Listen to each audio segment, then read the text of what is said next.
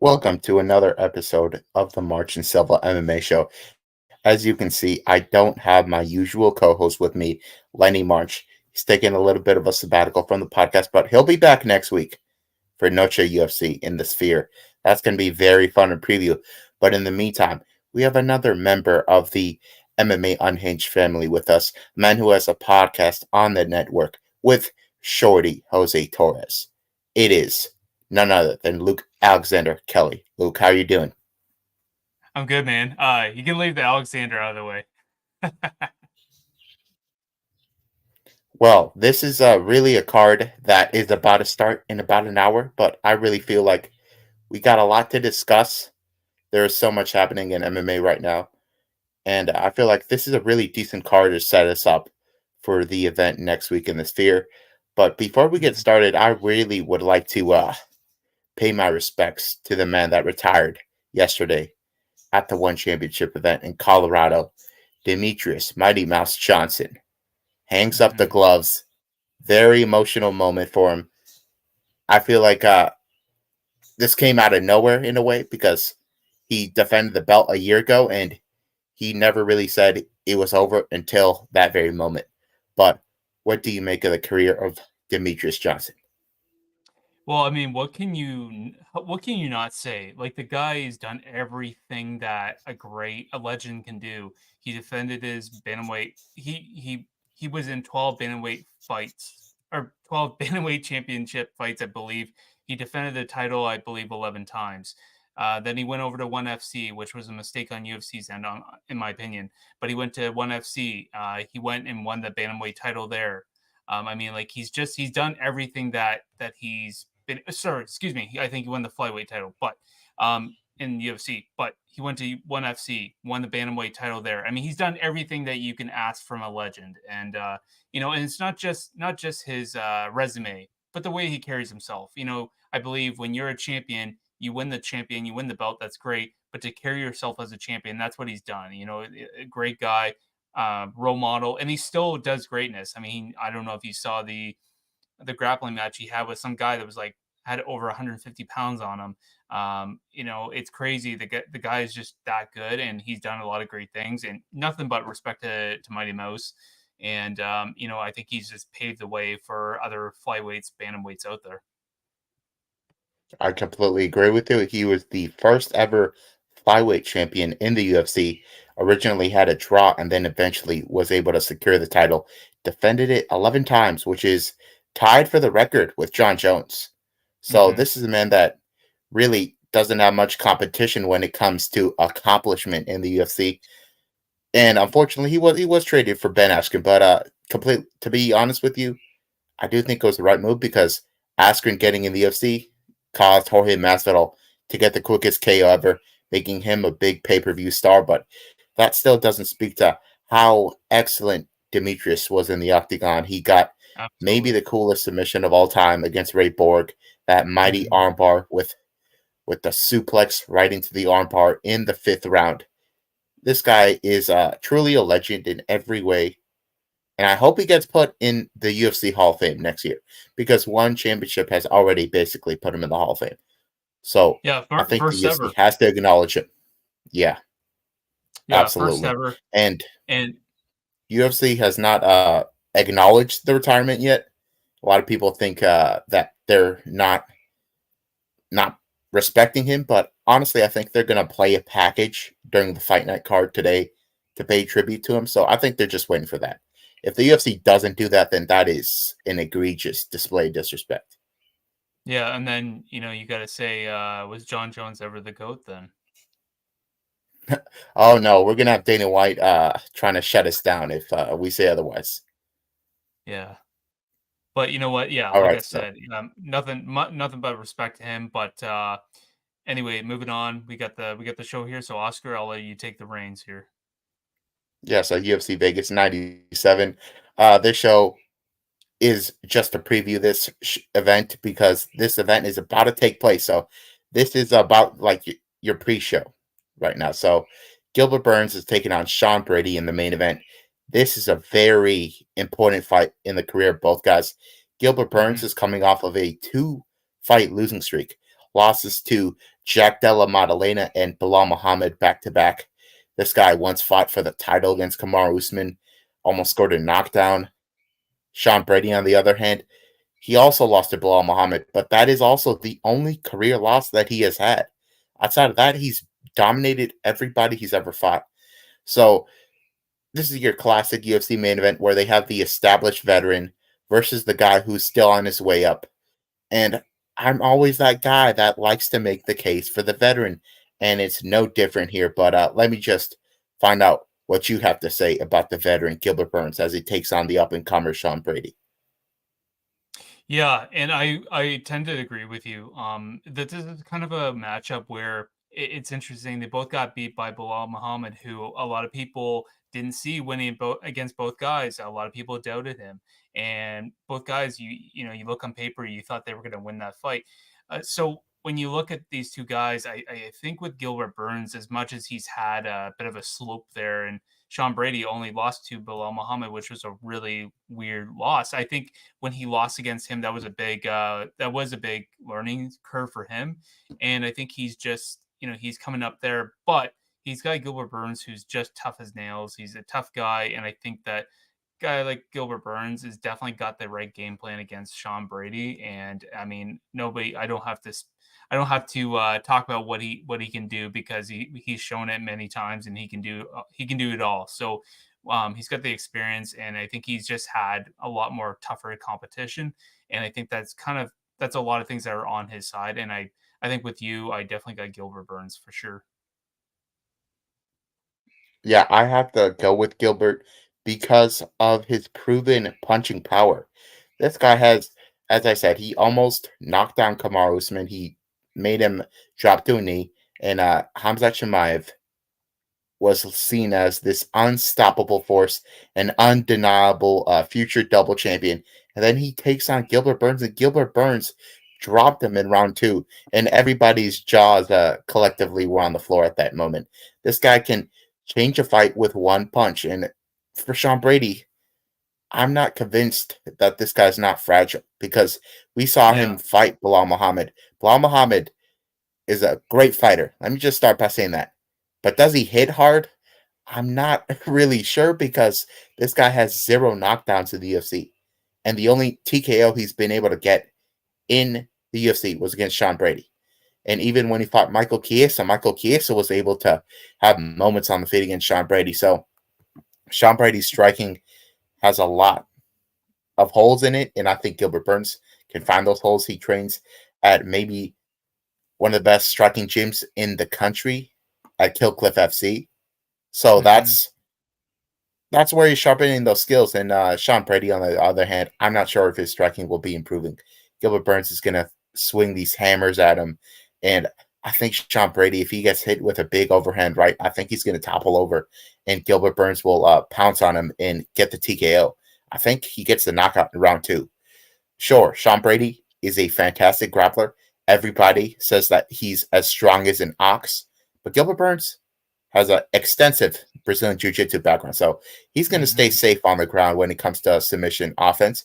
He might try to get something going of his own on the ground, but honestly, I think he has to realize that the big advantage is on the feet. So Yeah, Gilbert Burns is the pick. Gilbert Burns by knockout in round two. absolutely. So we'll move on to the co-main event, and it's at flyweight.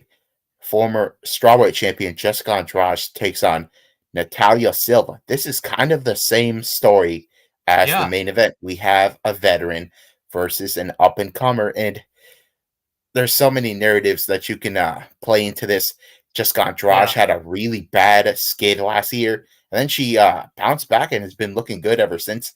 Now she's got another controversy suing her manager who stole like $2 million from her, and Natalia Silva coming off of a family tragedy and a layoff, but nonetheless, she's unbeaten in the UFC so far. So there's so many ways you can attack this, but ultimately, I want to know your take. What do you make of Natalia Silva and her rise, and how she'll fare against a former champion in Andrade? Well, Oscar, you said it all. You got Jessica Andrade, and then you got your cousin there, Natalia Silva.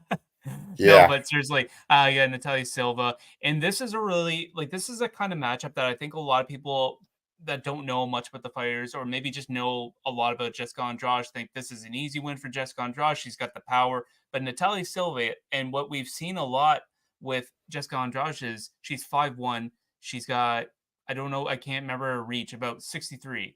And I mean, you get Natalia Silva, the taller, longer fighter, and we've seen in the past with Jessica Andrade having a problem closing that distance. And I mean, she rushes, and that's where a lot of fighters have been able to pick her off. Mind you, I think with her last fight, correct me if I'm wrong, she was able to catch them, was able to catch the girl, which is fine. But you get Natalia Silva, who's great on the feet, and I think that's the difference, and that's a difference maker right there. Is she's got really good footwork, and she's got good footwork, or she got good footwork, and she's great on the feet, and she's got good hands. And I think that's what's going to give Jessica Andrade a problem.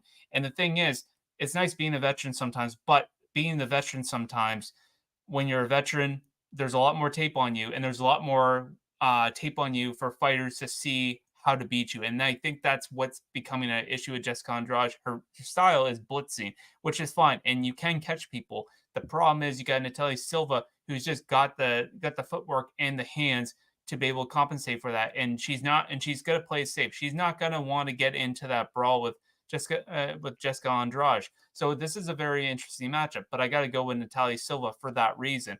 I think Jessica Andrade has been exposed so many times for blitzing and getting caught that way. So I definitely have Natalia Silva. I'm honestly gonna say round two TKO. Yeah, that would be very impressive. I think this one probably goes the distance because Andrade is historically durable. We did see her get knocked out last year against Yan Xiaonan, but since then she's looked pretty ironclad. But for Natalia Silva, you said it, the footwork is outstanding, and Jessica Andrade has to close the distance if she wants to win this fight.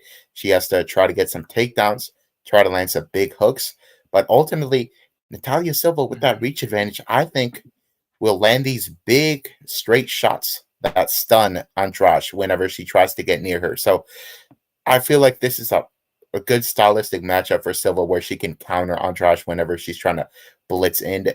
And when it comes to the grappling, Silva is a black belt in jiu-jitsu. She actually started out as this jiu-jitsu fighter and then she got this really good striking. Andrade will have some moments where she gets takedowns here, but I don't think she does too much with it, and Silva will be the one being busier on the feet, and that will cause the judges to score the fight in her favor. So I'm going to go Silva. She's a big favorite in this one, and Silvas don't lose all that often, so she's going to win this one by decision. And for the next fight, your fellow Canadian, Kyle Nelson, is taking on the streaking Steve Garcia in the battle of the power punchers. Steve Garcia probably isn't too happy with the fact that Kyle Nelson missed weight yesterday. Yeah. So he's got a chip on his shoulder here. Kyle Nelson needs to prove that he can still cut it in the UFC. He had this really bad losing streak going on, but ever since then, he's on this impressive 3-fight winning streak, even finishing Bill Algeo. So I Yeah. feel like this is going to be a very exciting one. What's your take on this one and Kyle Nelson's weight miss? Yeah, and then you know what? Unfortunately, the weight miss was unfortunate, but it's his first time, and sometimes these things happen. And for the average person that doesn't know how about cutting weight and how things happen, some things are just out of the fighter's control, or it's just a miscalculation when you're in your camp, whatever. I don't think it's a case of him not being able to make the weight per se. I mean, he's fought a featherweight before. I think it's just that sometimes it's just a misfortunate situation that happened. That being said, for the weight miss. But let's look at the matchup here. You got Cal Nelson and Steve Garcia. Not to be biased, but you got my Ontario homeboy there, Kyle Nelson. So with Kyle Nelson, I gotta say he's got great stand up. He's got great kicks. He utilizes his kicks very well. Steve Garcia, though, he's got some really good power. I mean, in his last couple of fights, he's had some good knockouts and TKOs. I mean, these guys are. This is definitely a good stand-up fight, I think. But with Kyle Nelson, I think with utilizing the kicks and having a little bit more tools in terms of the stand-up, I think he's got a little bit more to offer. However, Steve Garcia does have a lot of that power in his hands, which can be very can be very dangerous for Kyle, but I think Kyle hasn't seen anything that I don't think he's gonna see anything that he hasn't seen before.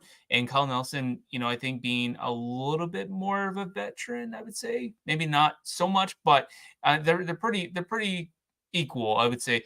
I definitely think Kyle Nelson has a little bit more of the edge on the feet. And I think if it did go to the ground, I don't see Kyle having a problem on the ground. So I do have Kyle Nelson winning this fight, and I think I this have to would go agree to with a you. Kyle decision. Nelson. Oh wow, that's interesting because historically in Steve Garcia fights, the fights don't even reach the third round. This guy is a kill or be killed kind of guy, and recently he's been killing these guys. But you're Yeah. very right. Cal Nelson is looking very good as of late. He had a tough run early on, but I feel like he's really gotten more technical. This guy's not brawling as much, and in some places where he would have in the past, he's been able to implement a little bit of a clinching and doing a lot of damage there, getting some control time. And Steve Garcia is going to want to just swing these bombs, get into the pocket. And I think Kyle Nelson, being a little more technical, I think he's going to counter Steve Garcia. We've seen Garcia get knocked out multiple times, including by Maha's shot. And I think he's going to get knocked out in round two of this fight. He might land some big shots early on, but Kyle Nelson is going to be able to counter him in round two. Garcia is just a guy that leaves himself wide open for these shots. And Yeah. the competition he's been fighting as of late, I don't rate it all that highly, to be honest, but he has been hitting them extremely hard. So there's no denying his power, but I think Kyle Nelson is finally going to make him meet his match. And I think thing to note is Kyle Nelson was preparing for a really big step up in competition. Obviously, obviously his opponent had pulled out, which is unfortunate for Kyle. But just respect to him for to be able to still take on a fight with a guy, and it's a bit of a risk because he had an opportunity to break into the top 15. So just a little side note there. Yeah, it was supposed to be Calvin Cater, Yeah, that which would have would have been been great. a huge opportunity. Calvin Cater's Yeah. been in main events many times, but now I think the winner of this fight will be getting a ranked opponent next. There's no doubt about it. And we'll hmm move on to the next fight between ranked flyweights Matt Schnell versus Cody Durden. This one came together midway through this week. Matt Schnell was Yeah. supposed to fight Alessandro Costa. Costa Yeah. pulls out. Durden says, I'll fly to Vegas right now. I don't care. No corner, just me and my wife, and we'll make it work. And that's what he did, and he midweight. This is going to be a fun one. Both guys have had a really up and down UFC run, especially Schnell, been knocked out many times, but Yeah. I feel like we can, this fight can go in many directions, especially since Durden is taking this on such short notice. How do you think Durden will perform on such short notice? And that well, we see many times where people on the fighters on short notice, they typically actually do very well because they got nothing to lose. They're coming in short notice, so sometimes when you see fighters coming in on short notice or don't have the camp, they don't have time to linger on what to think about the fight. They just have to go in and and and put on what they know. Sometimes that actually does more for them than a full camp. Sometimes the guy made weight, didn't seem to have any problems with that, so I think he has a lot of things going for him. Whereas Chanel, excuse me, different opponent, last minute thing. Cody Durden's probably has stayed ready, and this is an opportunity for him here. So I definitely do have Cody Durden more on the. I do have him more having the edge in the fight. I can't really say I really because this fight kind of came together so quickly. I can't really say much about the matchup itself, but I definitely do think Cody Durden probably has more of the edge and has more of the mental factor in this fight. Got nothing to lose, and he looks fired up, ready to go. And I think taking this fight, knowing that it's a fight that he can win, I definitely do have Cody coming into this fight. Yeah, and I can see why Matt Schnell has been knocked out many times. Cody Durden Yeah, has shown some punching power recently. In yeah, this last fight against Bruno Silva, Bruno Silva was in big trouble in that fight. And even hmm against JP Bays, that was a big knockout for Durden. Matt Schnell, I think, actually has more technical boxing, but it doesn't really matter because anytime he's standing, he's in danger. He got knocked out cold against Steve Erzak earlier this year. and I'm surprised he's back so soon. And that was after he got knocked out in his fight before that against Mateus Nicolau. So it's kind of hard to pick match now, but I'll never forget when this guy pulled off this crazy comeback triangle against Sumadarishi. It was a plus 800 submission prop on that. Yeah. I cashed that one. Felt like $1 million afterwards, but I think he can kind of pull it off here, taking advantage of Cody Durden coming off on short notice. I think Cody Durden will go for takedowns in this fight, one way or another. He's a natural wrestler, and we've seen him many times get caught in these submissions where he leaves his neck open. Muhammad Makayev tapped him out. Bruno Silva, no, Bruno Silva did not tap him out, but Jimmy Flick got him with the flying triangle. I think Matt Schnell will get pieced up on the feet, but somehow we're going to see him grab Cody Durden's neck, and I think he chokes out Cody Durden. I'll say round two. Okay. Yeah, it's a big swing. I'm taking a lot of underdogs, folks. If you like betting, this is the card to bet on because I see a lot of strong arguments for the underdogs. Cal Nelson, underdog. Main event, Burns is the underdog. And move on to the Yeah. next fight at lightweight. Trevor Peek versus Yanel Ashmoose. Trevor Oh, yeah. Peek has always been a fun fighter to watch. This is Absolutely. guaranteed fireworks. Who do you think comes out of it? Trevor Peak is a motherfucker. He is the guy comes in, never been finished. The man is tough, and I mean, earlier when he like with the contender series and the last couple of fights after, I mean, he was knocking guys out. I mean, the guy is skilled. Training over at Extreme Couture, that guy is something else. And I unfortunately because I don't know much about his opponent, I apologize. I got to go with Trevor Peak. I just know what he brings. I know what he delivers, and unfortunately, I apologize to his opponent. But I got to go with Trevor Peak, and that's as simple as that. I'm going with Trevor Peak because I know what he brings, and I know what he's going to deliver, and I can definitely see a first round KO here. Yeah, to be honest, nobody really knows that much about Yanal Ashmoose outside of the UFC. Didn't really fight outstanding competition. Then he goes into the UFC and he fights this big prospect who was undefeated at the time that goes by the name Sam Patterson, this big, tall, stocky guy. And he Yeah, knocks him out cold. That was a really scary knockout because Sam Patterson was in a really bad way after that knockout. I think he almost like tried to shove the referees. He didn't know what was going on. He has yeah, really game changing power. And then he takes on the opponent after that. If I'm not mistaken, it was Chris Duncan. And in that fight, he broke his arm early in the fight. That's why he hasn't fought in a year. And he was basically rendered useless after breaking his arm, couldn't really defend himself. His output was very low. So I won't take away anything from him for his last performance. He's had time to heal. Meanwhile, you got Trevor Peak, who is an incredible offensive fighter. He has a signature, a standing hammer fist that people love to watch, and he hurts opponents with it. But ultimately, I just think he leaves himself open to be hit very often. He really relies on his durability a lot. So I feel like Yanel Ashmoose can do what other opponents have done of Trevor Peak and just find openings to crack him with these big shots and embrace the war. And I think Yanalish Moose can do just fine in a fight like this. From what I've seen, he's a very seasoned striker. So I think he can counter Trevor Peak whenever Peak is just being too wild. Peak, I think his best path to victory is going for takedowns here, but I'm not entirely sure how good Ashmus's grappling defense is, but I'm going to trust him enough here to get the win by decision. I think we could be looking at the fight of the night in this one because it's a Trevor Peak fight. yeah, yeah. But we're definitely gonna see.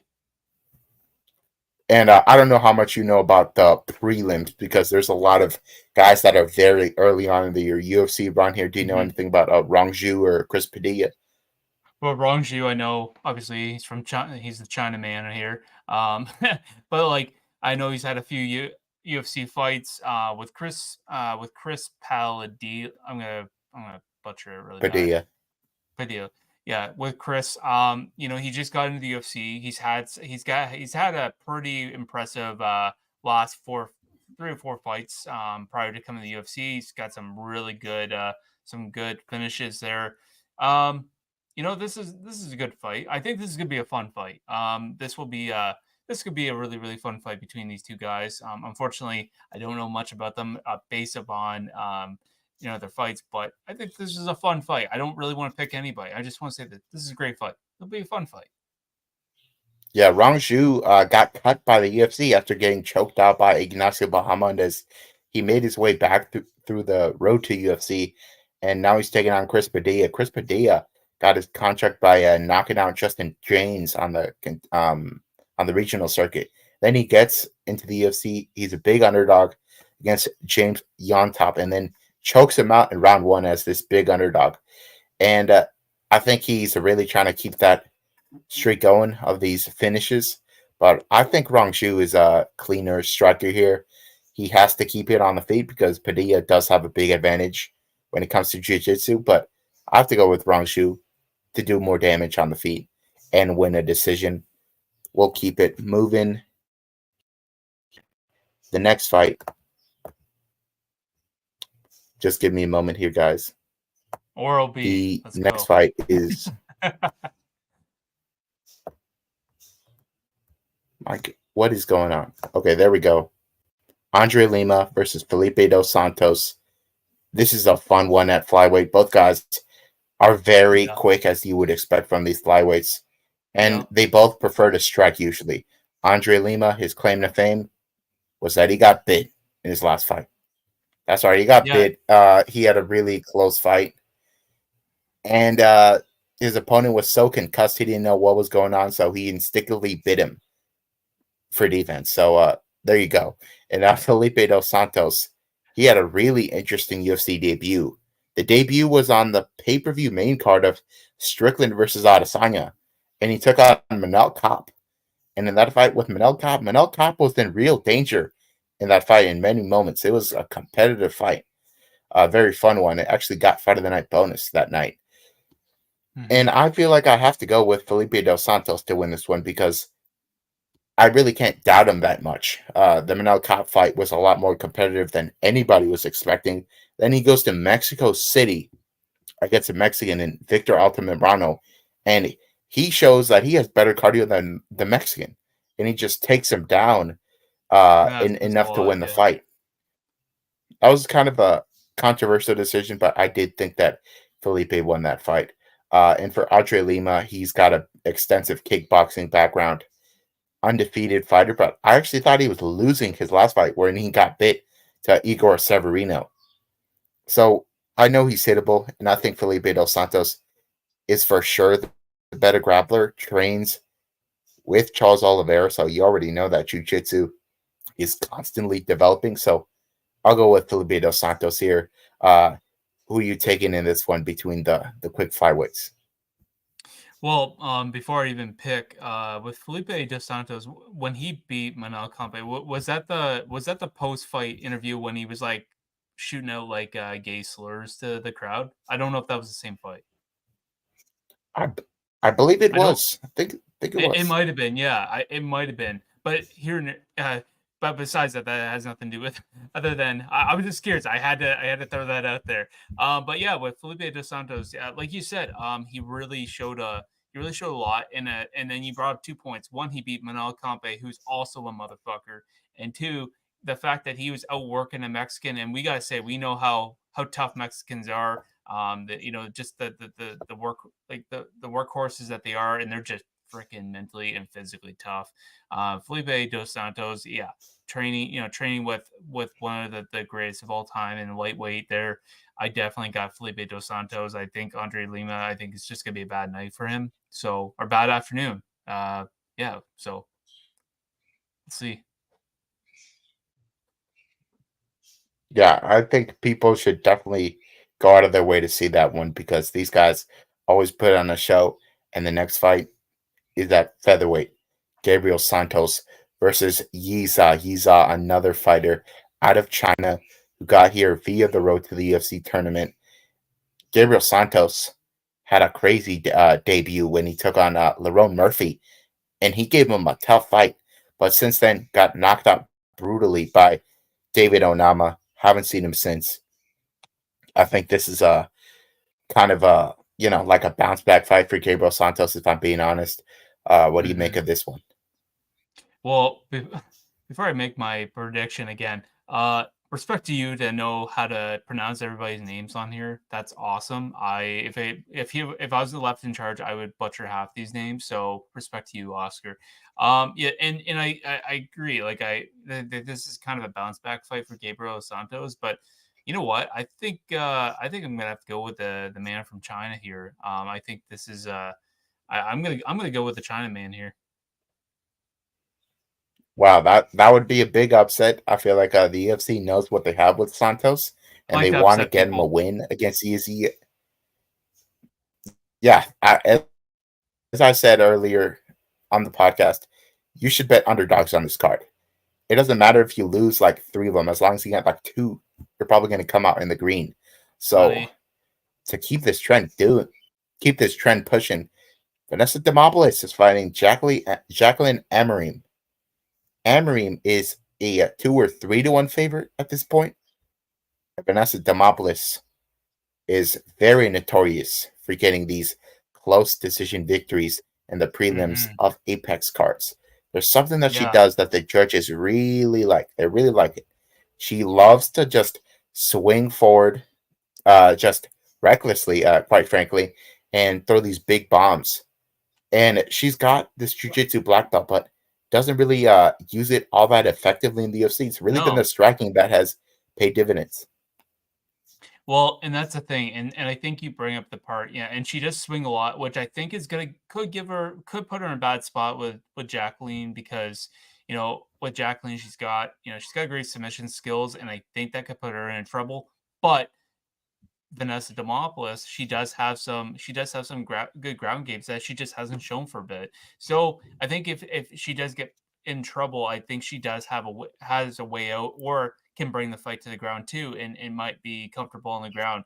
That we just have to see where the skill set is on the ground, and I think that could be a big factor. But I think Vanessa Demopoulos does have a little bit more to offer all around. And I think Jacqueline might be more comfortable bringing the fight to the ground. But with Vanessa Demopoulos throwing, I think I could see it where she could catch Jacqueline. Um, and I know with the history with her having these really close decisions, but at the apex, but I do feel like Vanessa could catch Jacqueline. But time will tell. And I do see Demopoulos coming out on top, and we'll see if she's going to jump in someone's arms in the post-fight interview. Yeah, whoever it is, she's gonna be jumping in your arms. Whoever's interviewing fighters, she's gonna jump in your arms. Just know it, because the judges don't even care if she actually won the fight. If I'm being honest, Vanessa Demopoulos has won a lot of fights that she should not have won in the Mm-hmm. Apex. Like Yep. there'll be an instance where she's on the bottom for like 4 minutes, and they just like a couple elbows that she landed off of her back. They even And that gave her doesn't win you credit for like fights. a headbutt. Yeah, it's pretty crazy. And if you're betting Amarim, I think you're kind of crazy. You should not be betting Mhm. somebody as big of an underdog when you know this is probably going the full 15 and Demopoulos is going to win. I just think she's going to do what she always does. She's going to land the bigger shots on the feet. It's possible that Amarim could take her down and control her. She could even land some big shots on the feet of her own. It won't matter. The judges like what Demopoulos does on the feet. She's going to win this fight by decision. We'll move on Mhm. to the next one. At middleweight, Andre Petrosky making a quick turnaround after Yeah. dominating his last opponent, and Dylan Budka having a horrible scare at the on the weigh-ins, missing weight. It's a real shit show. So what do you make of this one? Well, I'm kind of surprised that they're letting him fight. The guy looked like he was going to pass it on the scale. I'm still I'm having a hard time understanding why they're going to let him fight the way he looked on the scale. I get it. Cutting weight is hard, and I've seen some fighters kind of look bad on the scale. They look sunk, their faces look sunken in, but they fight great, and that's fine. But when you see someone almost passing on the scale, that's a sign to say you might not want to fight tomorrow night or tomorrow afternoon, where what time zones, whatever. I think that was a bad call from the UFC, and it's not a good look pre-fight. And with Andre Petrowski, I mean, he's no pushover, and that's going to be really really tough for Dylan. And we could kind of see a situation where if it's going 3 rounds, I could see him fading in the second, third, just with the bad weight cut. I mean, we've seen what that can do to someone's longevity and with their cardio. Yeah, I think Andre Prochaska probably has more is going to have a little bit more pull in this fight. I mean, he has a quick turnaround. He's coming off on a high. I think Andre's got this fight in the bag here. I'm gonna have to agree with you completely. He's probably my most confident pick on this whole card. Yeah. Even before the bad weight miss. Before the bad weight miss, I was like, Petrosky's a lock. But with the bad weight miss, it's a foregone conclusion at this point. Petrosky trains in Philadelphia with Sean Brady. They have an Hmm. outstanding jiu-jitsu coach. Petrosky's a Yeah, very hands up. proven Yeah. wrestler. Budka, his style is wrestling. He's a grappler, so he can't even use his main skill set here. His striking has really not shown anything to me No. like of any significance. Petrosky has shown that he can hang just fine on the feet against some guys. The biggest knock you can have on Petrosky is the fact that his cardio has kind of looked a little shaky at times. It's not to say he's not still dangerous while he's tired, because he's kind of like Dricus Duplessis. You can see him look kind of tired, but he can still finish guys. He's done it before, finishing guys in round 3. So I think he finishes Dylan Buka in round 2. I think he chokes them out with an anaconda choke. I just think Yeah. Petrosky is levels ahead of Budka, and Budka's already compromised. And the first fight of the night, just to flex my pronunciation skills, Montes Ramaska taking on Nathan Fletcher. This is a very interesting fight because both guys were on the Ultimate Fighter. The fight Hmm. was supposed to happen 2 weeks ago. Fletcher had some kind of illness, and they pushed the fight back. So we're not sure on what state Fletcher really is, but we know he's a very talented fighter.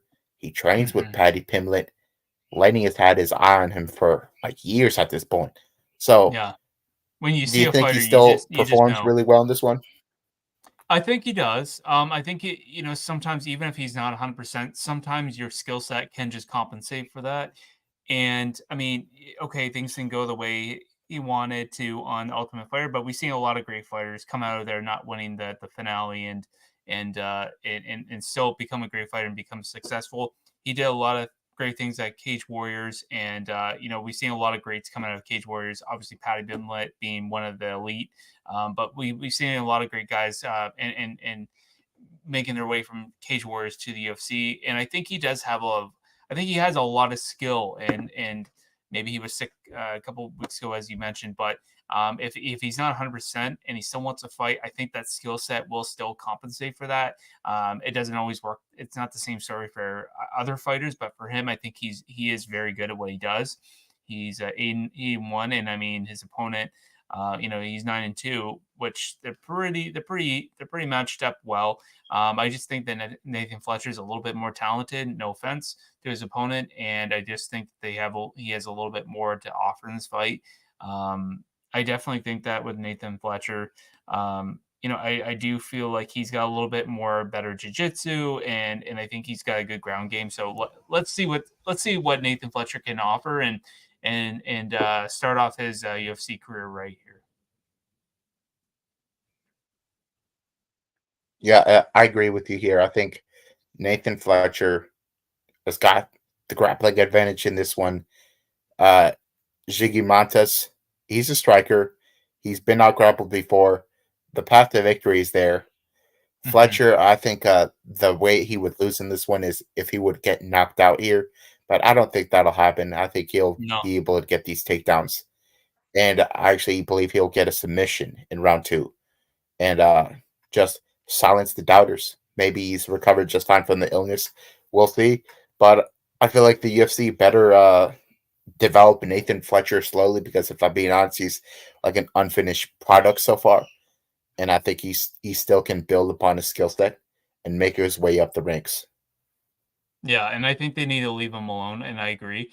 I think that the UFC, they've been notorious for doing this to fighters that has a lot of hype or that have done very well outside the promotion, and then they fast track them way too quickly, or they're given too much competition. I think Nathan Fletcher, he's only 8-1. He's got some fights ahead of him. I mean, give him some good fights and see what he can do in the top 40, for example, and then see where he lands. And he's another UK prospect that I think the UK is looking to bring. Prior to us talking, we were talking about even with Canada, Canada having trying to break out as well. So I think Canada, UK, I think the UFC is really trying to find those prospects, and I think if they're smart, they're not going to fast track this kid and just leave him alone and just let him slowly work his way up the rankings. Yeah, and that about wraps it up for the preview of Mhm. UFC Vegas 97. As we speak, the card is 15 minutes away from starting on ESPN Plus or TSN Canada or TNT Sport, wherever you're watching it. I hope you enjoy it. Anything to leave the people with, Luke? Well, the last thing I just want to say is get rid of the UFC fight nights at the Apex, please. I know Dana White has hinted towards that. Um, I understand their situation with COVID, what COVID was happening, but we are past COVID. We are done with COVID. We are on the trajectory past COVID. We don't need to talk about it.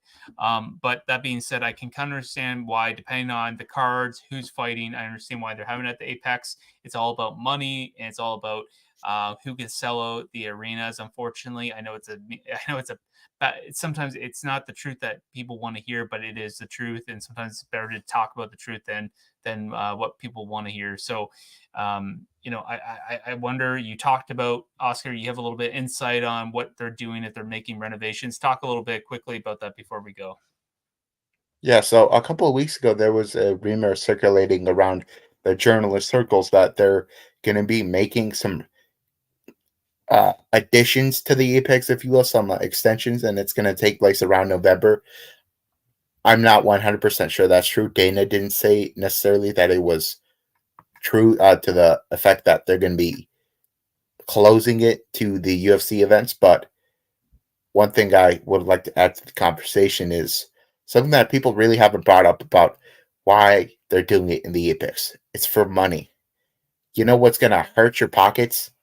Poor brand image and a decrease in fan interest.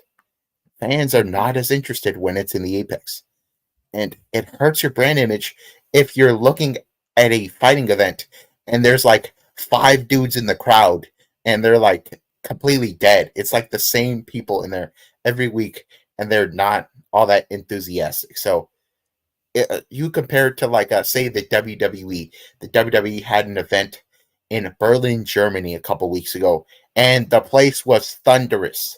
It was thunderous, like the ring was shaking and everything. You compare that to the Apex, it's not even comparable when it comes to Mhm. the brand image. You need to work. You need to work towards a more exciting brand, and the Apex will not do that for you. It'll scare away some fans, and it just yeah, when we're in the sphere next week and you feel that energy for the crowd, you'll think, why are they ever doing anything in the Apex? Because that crowd Yeah. is going to be buzzing. If we're being honest, it might not be a full crowd. There's like 3,000 tickets that have been sold because they overpriced the tickets. The tickets were like 3,000 US dollars a piece, Jesus. and now they've gone down to $500 a piece. Hopefully that causes sellout because that would be kind of a shame if you have a once in a lifetime event and all the tickets are not sold out. But that's bound to happen if you have like a Ode Osborne versus Ronaldo Rodriguez on the main card. I I hate was to just get gonna into say. that conversation, but I'm I a was gonna little say, yeah, my boy Jose is disappointed. gonna be cornering him. So we've been talking about it, and Lazy Boy is gonna be on that main card. You guys cannot miss it. I mean, Lazy Boy, he is something special. I don't think it was a mistake that they threw him on the main card.